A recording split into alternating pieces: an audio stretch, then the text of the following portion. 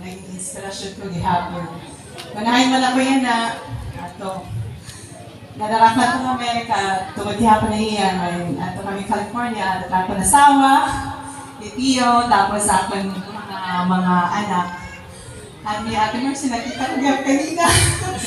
Alam ko yung mga naging emotional mga kumakuhili. Pasensya na kamo kay mga sobra 10 years na hapon ako wala makanin.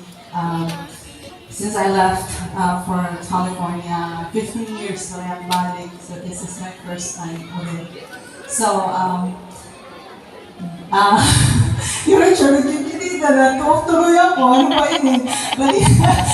But I'm just speaking from my heart. Thank you all, especially for listening to Mom. I know it's a lot to take in. Lalo na kadiri kita, tayo sa ba? I'm not ready for this. I don't know why I'm crying. I'm just happy to see that I'm here, part of the family reunion. I never rehearsed. So parang hindi nababatian din. Tingnan talaga kaya ako lugar. So, mapay na aga ato na tanan otro. Thank you for accepting me for who I am. It's really kakaiba ba? Kakaiba. So, I thank Mom for always being there for me.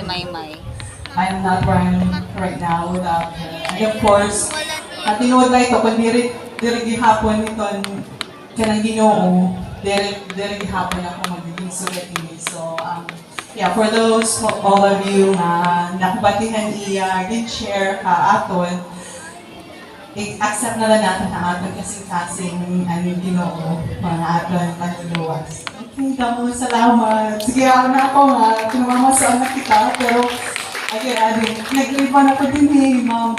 Madalina Badaos patun akong teacher, tapos Ma'am Elsa Pataanas. Nagbiro ilada pa ako din palitaw. Damo, salamat yung tanan.